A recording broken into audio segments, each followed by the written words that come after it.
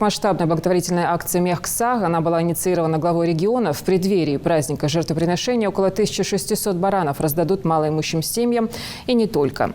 На эти цели были выделены средства из Национального фонда развития. Жертвенных животных предоставляют ГУПы региона.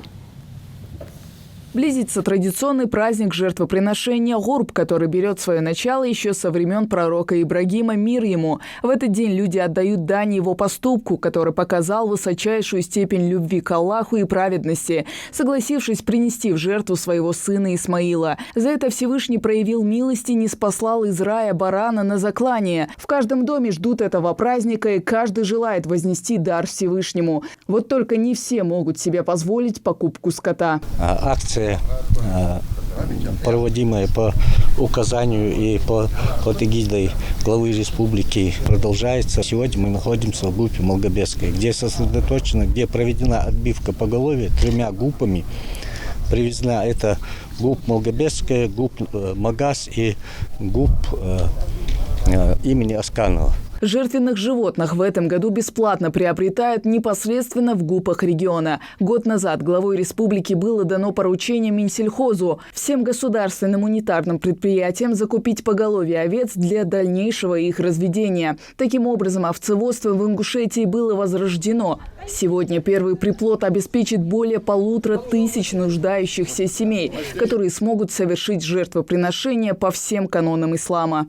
Это для нас очень большое подспорье. Глава республики, что у нас решил закупить, дал команду, это для нас очень хорошее подспорье. Мы по 500 голов приобрели овец, каждое хозяйство. Мы сейчас вырастили по 100 голов с каждого этого. Мы сейчас отобрали, мы здесь сконцентрировали. На следующий год нам никуда не надо будет ездить. У нас будут свои бараны. А было ли увеличено поголовье? Конечно, идет увеличение. У нас сейчас окот идет.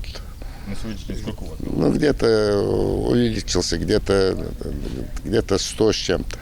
ГУП Малгобекская станет центром распределения барашков по всему Малгобекскому району. Сюда уже завезли 300 голов скота, по 100 из каждого предприятия. Сейчас ветеринарная служба осматривает скот на наличие болезней. Проводим все необходимые наши профилактические, противоэпизоотические мероприятия.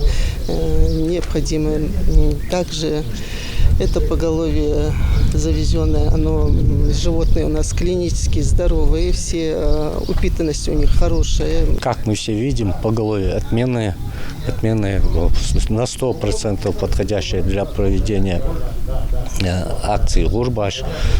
Там есть свои предписания, не должно быть ни нога повреждена, ни ухо.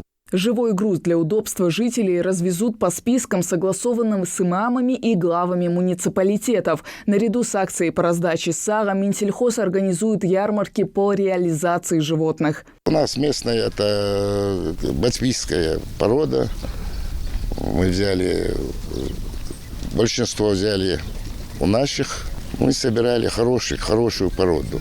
Предприятие планирует на вырученные средства закупить молодняк для дальнейшей реализации. Традиционная акция «Мех Саг» обеспечит жертвенным мясом малоимущих семей, а заодно и поспособствует развитию животноводства в республике. На эти цели Национальным фондом развития региона, инициированного главой республики, выделено около 24 миллионов рублей. Раздачу начнут 18 июля. Хава Газикова, Адам Гулоев, Новости 24.